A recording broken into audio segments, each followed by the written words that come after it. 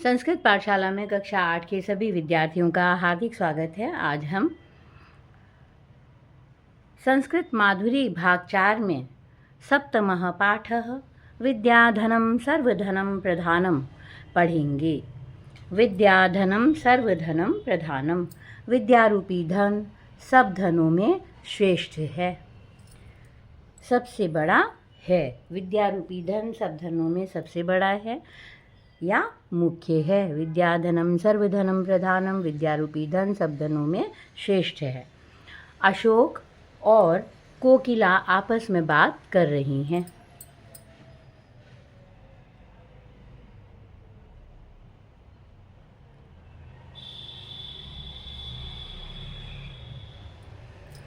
अशोक और कोकिला आपस में बात कर रहे हैं। अशोक कहता है, अई कोकिले, अरे कोकिला, किम गायसी, क्या गाती हो। अरे कोकिला, क्या गाती हो। कोकिला कहती है, अहम श्लोकानां सस्वर वाचनम करोमि। अहम मने मैं, श्लोका नाम मने श्लोकों का, सस्वरम मने स्वर सहित, वाचनम करोमि, वाचन कर रही हूँ।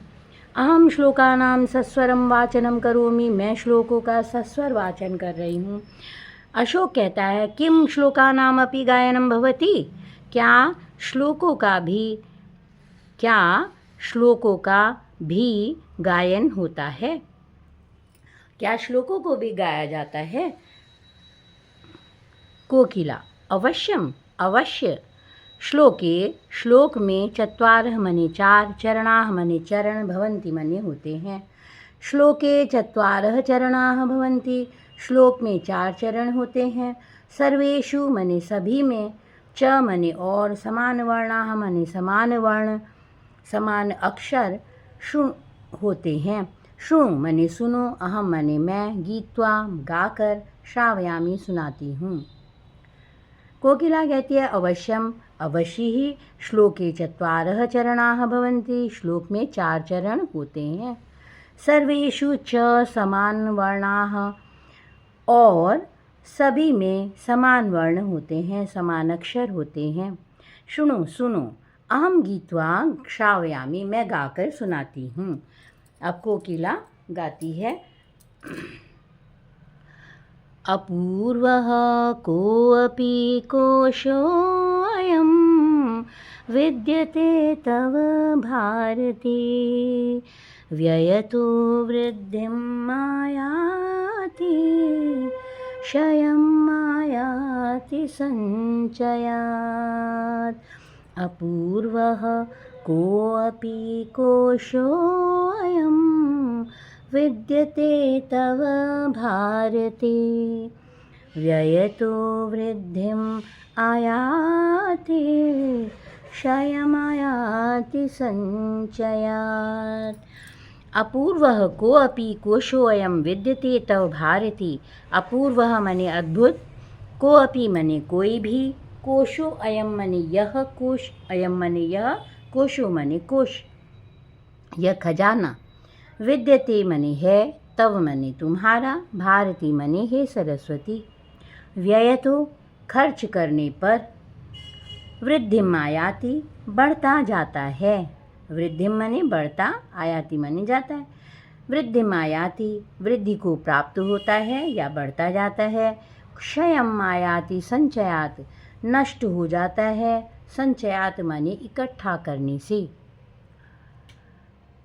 अपूर्वः कोऽपि कोशोऽयं विद्यते तव भारती, व्ययतो वृद्धिम् आयाति, क्षयम् आयाति संचयात्। हे सरस्वती, यह तुम्हारा कोई अद्भुत कोश है। सरस्वती, तुम्हारा यह कोई अद्भुत खजाना है।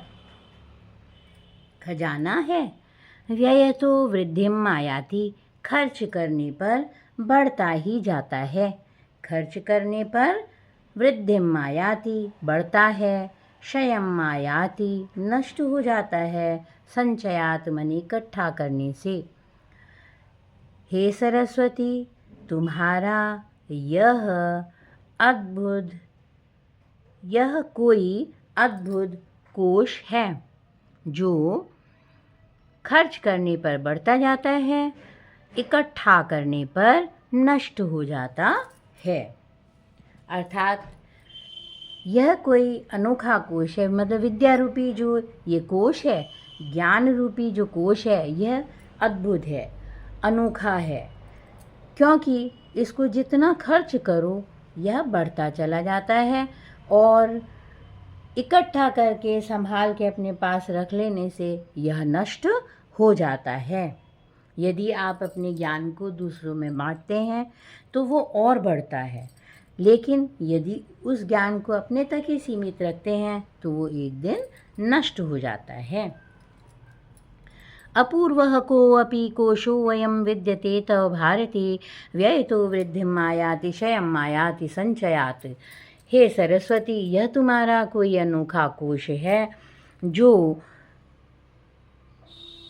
खर्च करने पर वृद्धि को प्राप्त होता है और इकट्ठा करने पर नष्ट हो जाता है। अन्वय। अन्वय माने होता है श्लोकों को सीधे सरल सेंटेंस में लिख देना, वाक्य में लिख लेना। भारती तव अयम कोशः कः अपि अपूर्वः विद्यते। सरस्वती, तुम्हारा यह खजाना कोई अद्भुत है। यह मने जो, व्ययतः खर्च करने पर वृद्धि आयाति वृद्धि को प्राप्त होता है, संचयाच च क्षयम् आयाति और संचय करने पर, इकट्ठा करने पर नष्ट हो जाता है। दूसरा श्लोक देखें।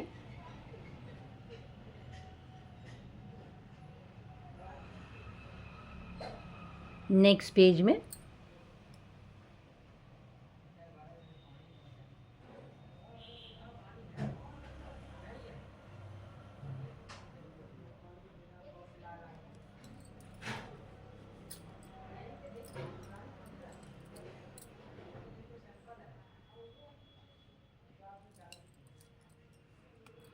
दूसरा है रूप यौवन संपन्नाः विशाल कुल संभवा विद्याहीना न शोभन्ते निर्गंधा इव किंचुका।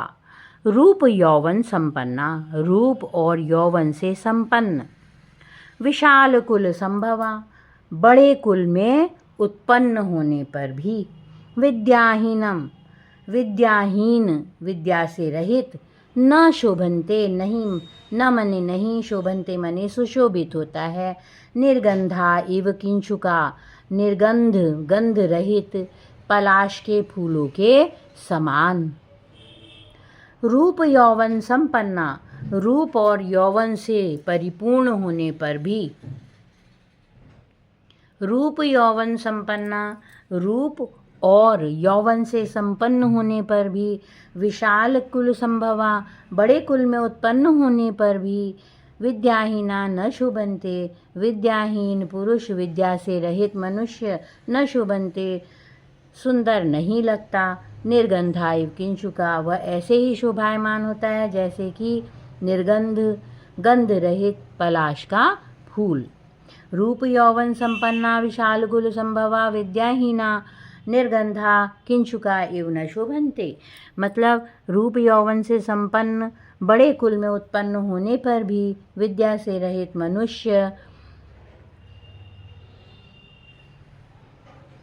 गंध रहित, निर्गंधा मने गंध रहित, किंचुका मने पलाश के फूल के समान शोभायमान नहीं होता। रूप यौवन से संपन्न होने पर, बड़े कुल में जन्म लेने पर भी, विद्या से हीन पुरुष, विद्या रहित मनुष्य, निर्गंध मने गंध रहित, पलाश के फूल के समान, किंचुका एव मने पलाश के फूल के समान सुंदर नहीं लगता, शोभायमान नहीं होता।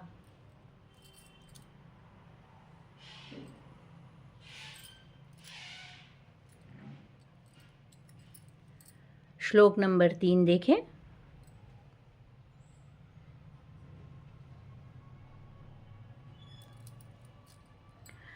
माता शत्रुः पिता वैरी येन बालो न पाठितः न शोभते सभामध्ये हंसमध्ये बको यथा। माता शत्रु पिता वैरी। माता शत्रु पिता वैरी येन बालो न पाठितः न शोभते सभामध्ये हंसमध्ये बको यथा। माता शत्रु, उसकी माता शत्रु के समान है, पिता वैरी और पिता दुश्मन है। ये न मने जिनका, बालो न पाठितः बच्चा, न पाठितः नहीं पढ़ा है, पढ़ा लिखा नहीं है। न शोभते, नहीं शोभते मने सुशोभित होता है या सुंदर लगता है। सभा मध्य, सभा के बीच में। हंस मध्य, बको यथा, हंसों के बीच में। बगुला, बको मने बगुला, यथा मने जैसे। फिर देखें, माता शत्रु पिता वैरी। माता शत्रु है, पिता दुश्मन के समान है, वैरी है। ये न बालो न पाठित, ये न मने जिनका बच्चा नहीं पढ़ा है। जिनका बच्चा पढ़ा लिखा नहीं है, उसके माता पिता उसके लिए किसके समान है? माता शत्रु के समान है और पिता दुश्मन के समान है। न शोभते सभा मध्य हंस मध्य बको यथा। वह बच्चा न शोभते, सुंदर नहीं लगता। सभा मध्य, सभा के बीच में वह सुंदर नहीं लगता, वह सुशोभित नहीं होता। हंस मध्य बको यथा, जिस प्रकार हंसों के बीच में बगुला। माता शत्रु पिता वैरी येन बालो न पाठितः न शोभते सभा मध्य हंस मध्य बको यथा। जिसका बच्चा पढ़ा लिखा नहीं है, जिस माता पिता का बच्चा पढ़ा लिखा नहीं है, वह उसके माता शत्रु के समान है और पिता दुश्मन है। माता शत्रु है और पिता दुश्मन है। न शोभते सभा मध्य हंस मध्य बको यथा। वह बच्चा सभा के बीच में उसी प्रकार सुशोभित नहीं होता, उसी प्रकार सुंदर नहीं लगता। सभा के बीच में वह बच्चा उसी तरह सुंदर नहीं लगता जैसे कि हंस मध्य बको यथा, हंसों के बीच में बगुला, जैसे हंसों के बीच में बगुला। जिस प्रकार हंसों के बीच में बगुला सुंदर नहीं लगता है, उसी प्रकार जिनका बच्चा पढ़ा लिखा नहीं है, उसके पिता उसके लिए शत्रु के समान है। माता वैरी है, माता शत्रु है और पिता वैरी है। माता शत्रु पिता वैरी येन बालो न पाठितः न शोभते सभा मध्य हंस मध्य बको यथा। माता शत्रु के समान है, उसकी जो बच्चा पढ़ा लिखा नहीं है या जिस बच्चे को माता पिता ने पढ़ाया लिखाया नहीं है, उसके लिए उसके पिता उसके माता शत्रु के समान है और पिता दुश्मन है। न शोभते सभा मध्य हंस मध्य बको यथा। वह बच्चा सभा के बीच में उसी प्रकार सुशोभित नहीं होता जिस प्रकार की बगुला हंसों के बीच में।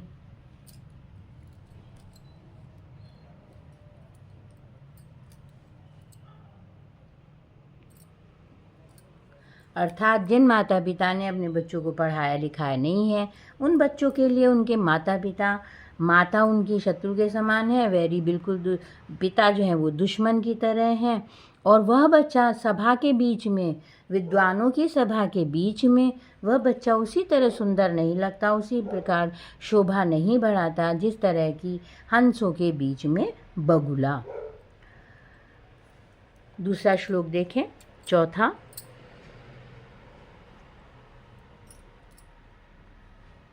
सुखार्थिनः कुतो विद्या विद्यार्थिनः कुतः सुखम। सुखार्थी वा त्यजेत विद्याम विद्यार्थी वा त्यजेत सुखम।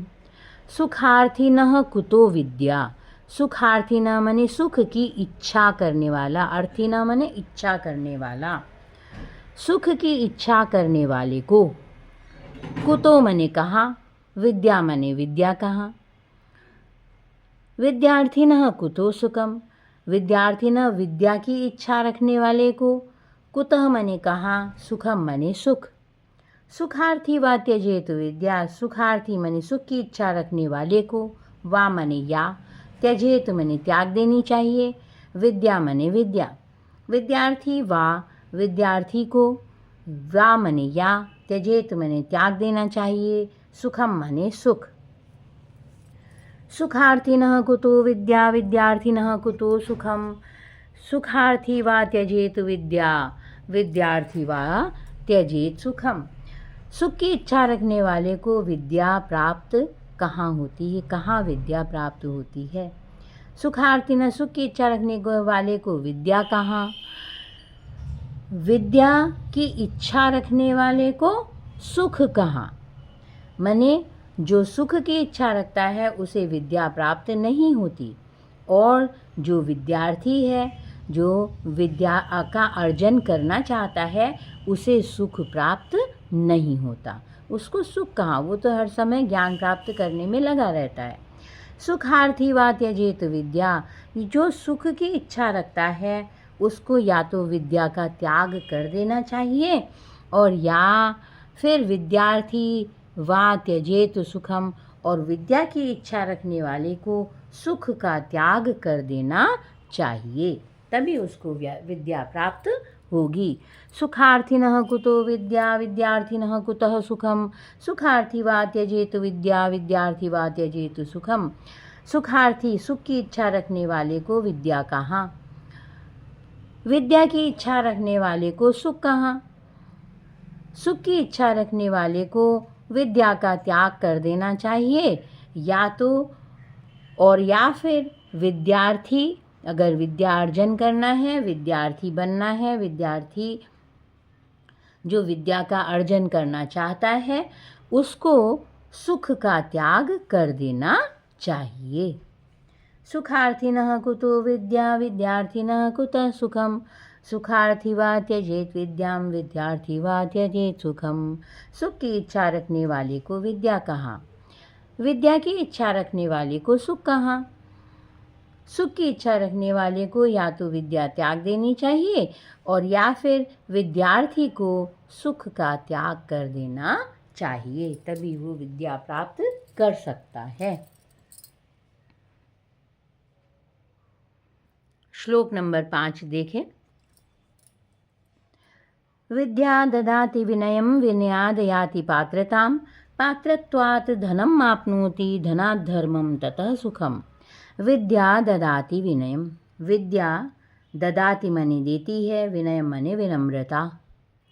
विनयात याति शीत पात्रताम, विनय से मने विनम्रता से, याति मने आती है, पात्रता मने योग्यता। पात्रत्वात् धनम आप्नोति, योग्यता से धनम आप्नोति, धन प्राप्त होता है। धनात् धर्मम, धन से धर्म के कार्य किए जाते हैं। ततः सुखम, तब सुख की प्राप्ति होती है। विद्या ददाति विनयम, विनयाद् याति पात्रतां, पात्रत्वात् धनम आप्नोति, धनात् धर्मः तथा धनात् धर्मम ततः सुखम। विद्या ददाति विनयम, विद्या देती है विनय को, विनम्रता को। विनयात् याति पात्रतां, विनय विनम्रता से आती है योग्यता। पात्रत्वात् धनम आप्नोति, योग्यता से धन प्राप्त होता है।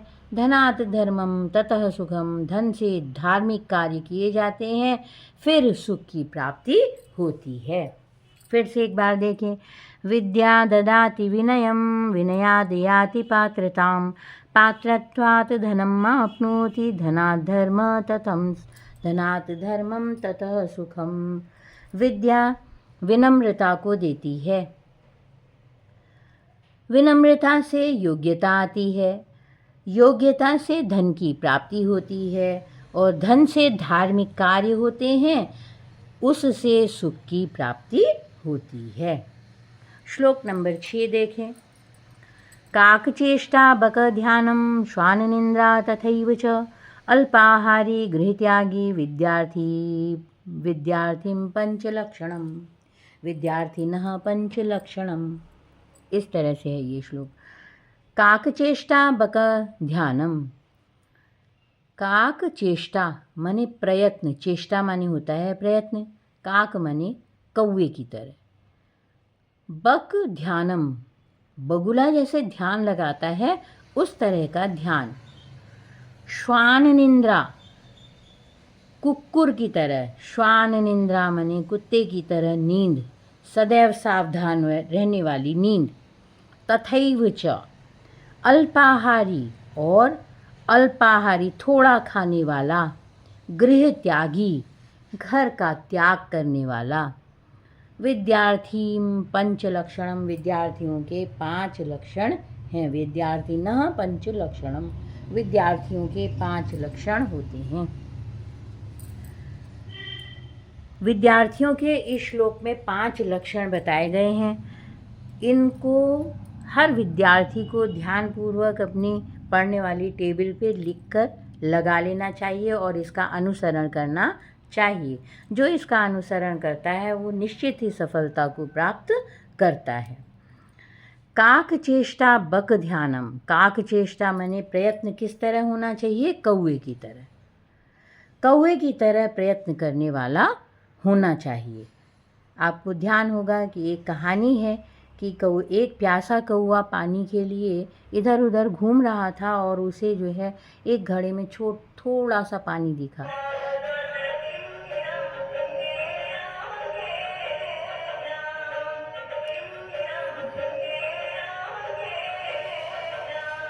थोड़ा सा पानी दिखा और वह कौवा उसमें छोटे छोटे पत्थर के टुकड़े लाके डालता है। तब तक वो पानी, जब तक कि वो ऊपर नहीं आ जाता पानी, तब तक वो प्रयत्न करता रहता है और ऊपर आने पर वो पानी पी लेता है। इसीलिए कहा गया काक चेष्टा बक ध्यानम, कौवे की तरह प्रयत्न करने वाला, बगुले की तरह ध्यान से सुनने वाला और ध्यान लगा के पढ़ने वाला, श्वान निंद्रा और कुत्ते की तरह सावधान नींद वाला,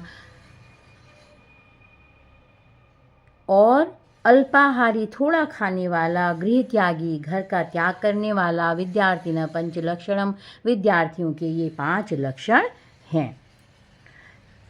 अगला श्लोक देखें। स्मृत्वा सरस्वतीं देवीं नत्वा गुरुपदाम्बुजं स्थित्वा एकाग्रचित्तेन विद्यारंभं सदां कुरु।